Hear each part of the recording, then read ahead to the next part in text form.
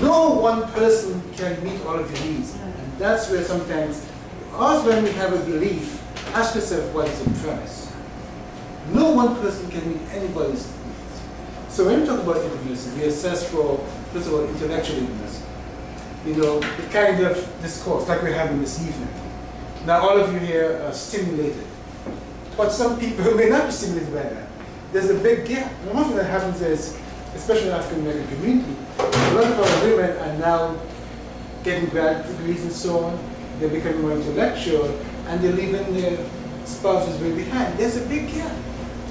They go home, they can't even share anything from an intellectual, and these people are very intellectually strong. There is a gap right there, okay? Or recreationalism is, you love to play tennis, you love to whatever it is, your spouse doesn't love to do it, okay? And it's important to you. How do you navigate those issues? So I'll say to them, for example, join a society where there's a lot of intellectual discussion. Because don't go home and pout and fret because he can't understand anything you're talking about. It doesn't make sense. There's society around. So you go and you join societies. When you come home very invigorated. You have more to give to the relationship. You know, he doesn't want to go with you to play tennis or to play anything at all. You just don't stay and say, well, I won't go and play anything. Okay?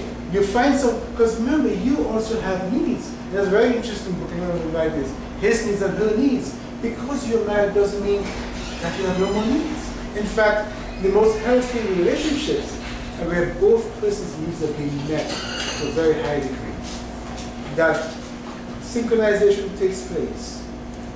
When I am satisfied and you are satisfied, guess what happens? The relationship is not satisfied. So what we do is we look to see what is a gap. Whether it's sexual intimacy, whether it's physical, that's very different. Physical is very different from sexual. There's some people who are married, but just don't have any, find their wife or husband attractive. Oh my Lord. That's true.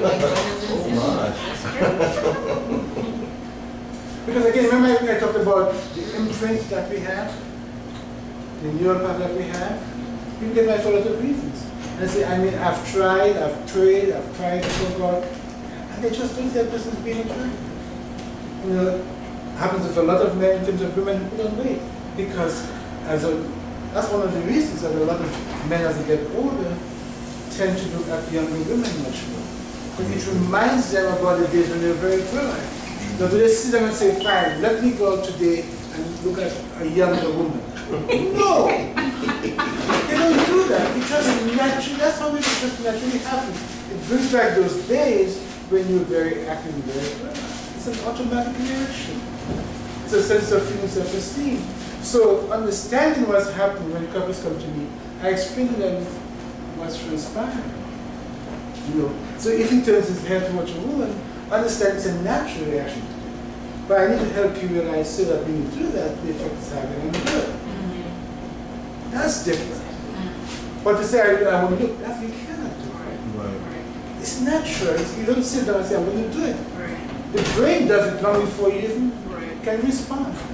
So do we deny our biology? That's the whole issue. That goes back to narcissism, which was dealt with like in 1 John and so on. That the body was bad, the body was evil. And that's where a lot of negativity came up in terms of sexuality, from narcissism. It's bad, it's terrible, you know, you don't look at anybody and so on.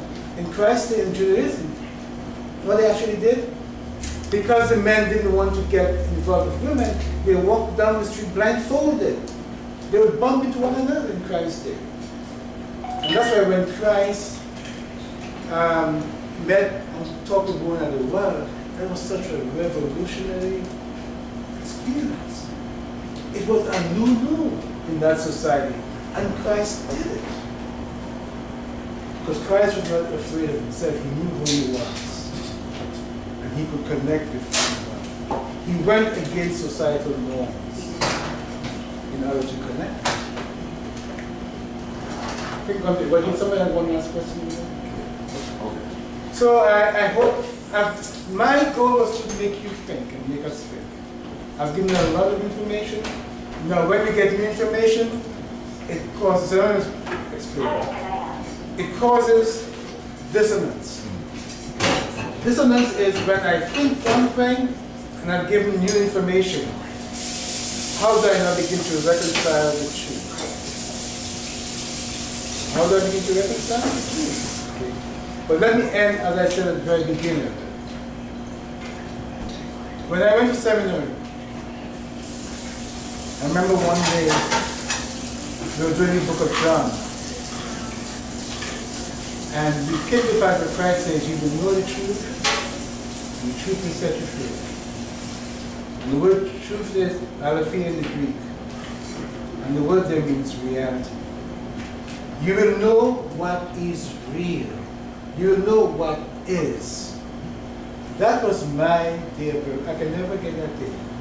Because a lot of things I used to believe, when I was presented with new information, and I examined it, I had to change what I was thinking. I had to change what I was believing. Because all truth is God's truth. You know, the earth was flat one time.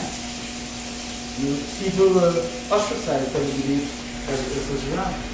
Well, what is truth? And when that grasps you, and that's why I said because I'm a scientist, I have a science background, I have a theological background, I have a psychological background. I search for the truth in all of those areas. And guess what? All truth is God's truth, no matter where it comes from. And as I end, I think especially in those who are committed Christians, that's what the world is looking for. Because so many of the speeches, when you listen to them, people intellectually get turned off.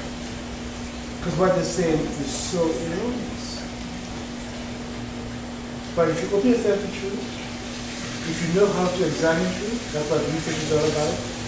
Essence of research, you can examine them. And I think, right now, I tell you what my passion is, I think God is looking for people, us as slaves, to be able to communicate at all levels. People are hungry for connectedness. People have turned from religion. Religion and spirituality are two different things. Religion is very organized about spirituality. But people are very spiritual. That's how they're made. And in 2011, we live in a postmodern society. I think God's looking for people. That's why I enjoy coming to this meeting, because God's looking for people who can relate to persons. So when you make a statement, whether you're a biologist, whether you're a chemist, whether you're like, whatever you are, people say, oh, well, that person knows the truth in my field. I can then trust them in terms of leading me to God. That's where we're looking for men and for women in this country and internationally. We can do that. So I've given the truth as I've seen it. I've shared my principles with me. I had to go through my own dissonance. You know, a lot of things I used to believe.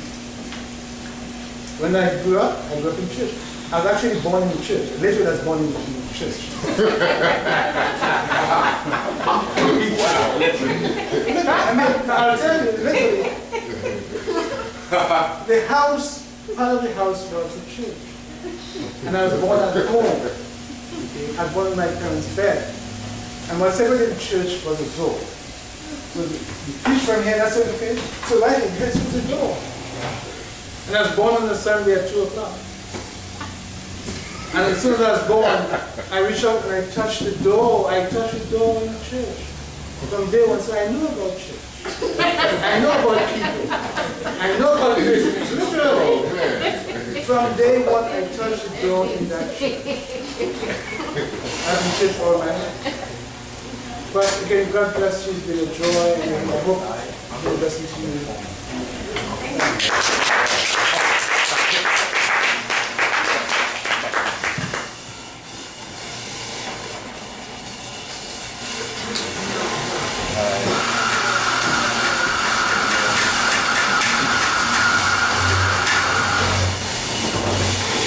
James, you want to present today the certificate of appreciation and service from Master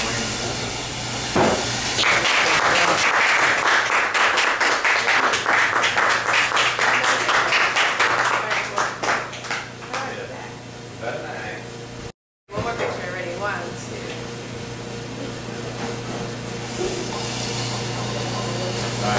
You gotta give another lecture about the church.